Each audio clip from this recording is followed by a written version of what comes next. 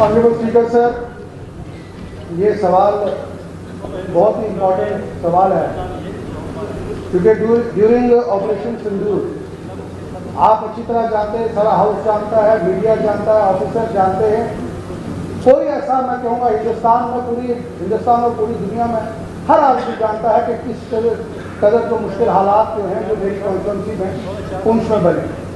और सर मैं बताना आपको चाहूँगा कि पाकिस्तान ने पूरी कोशिश की हमारे सिविलियंस को नुकसान पहुँचाने के लिए, हमारी फौजों को। मैं सबसे पहले अपने साउथ की तरफ से, अपनी तरफ से हमारी अपनी भारत की जो इंडियन आर्मी है उनको मुबारकबाद देता हूँ। उन्होंने बेहतरीन रोल उसमें अदा किया और जिस मुश्किल हालात में उन्होंने पाकिस्तान का सामना किया उसी तरीके से उन्होंने पीछे बैकहैंड में अपने लोगों को भी बचाया। स्पीकर सर, मैं आपके माध्यम से ऑनरेबल मिनिस्टर साहब को बताना चाहता हूँ कि जो जवाब इनको उन्होंने प्रोवाइड किया डिपार्टमेंट ने, चीफ सेक्रेटरी साहब भी यहाँ बैठे, वो सारा गलत जवाब। हमारे ऊपर इतनी मुसीबत आई, रात को 1:30 पे जब पहला बम मेरे घर से कम 200 फुट दूर जाके गिरा और पूरे का पूरा शहर हिल गया, पूरे की पूरी कॉन्स्टिट्यूंसी हिल गई। 16 लोग जिसमें छोटे बच्चे 4 साल 5 साल के शहीद हुए, मुश्किलात बनी।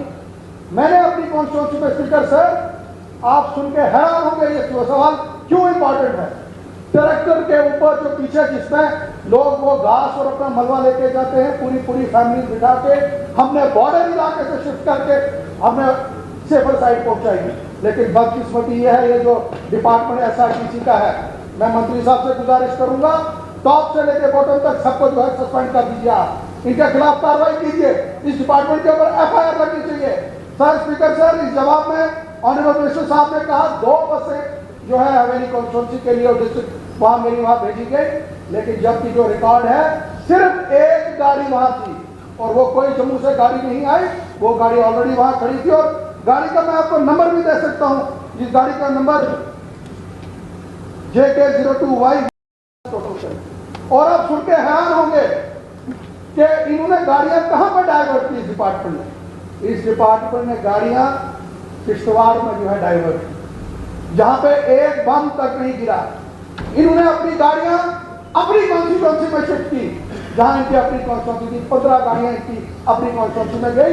एक गाड़ी का नंबर मैंने इस सवाल के लिए पूरा सब वेट किया, मैंने पूरा एक डिटेल एक कागज निकाला और अगर मिनिस्टर साहब को इनके डिपार्टमेंट ने नहीं दिया, मैं इनको एक गाड़ी का नंबर दे सकता हूँ, कौन कौन सी गाड़ी किस किस इलाके में गई। और मेरे इलाके में मेरे लोग, जो लोग हमेशा पूरे मुल्क के लिए उस सड़क के ऊपर खड़े रहे, एक गाड़ी वहां से जम्मू से नहीं जा सकी। मैंने उस वक्त के इनके MD को 200 टेलीफोन किए, मैंने कहा मुझे गाड़ी दे दीजिए। मैंने लोकल लोगों की हमने वहां पर टीम बनाई, हमारे जो अपने नौजवान बच्चे वो अपने घरों से गाड़ियां लेके गए।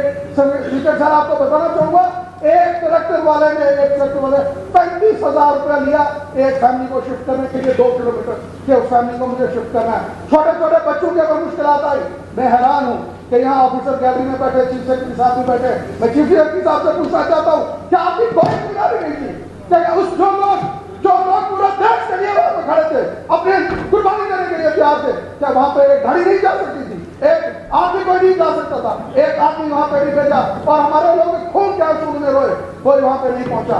मेरे स्पीकर सर आपसे गुजारिश है कि इस पर रिस्पॉन्सिबिलिटी फिक्स की जाए, कौन कौन से वो लोग हैं। और स्पीकर सर मैं आपको लिस्ट भेजता हूँ गाड़ी की, आप देखिए कि गाड़ियां कहाँ पे गई। जिन इलाकों में एक गोली तक नहीं चली वहां पे गाड़ियां भेजी।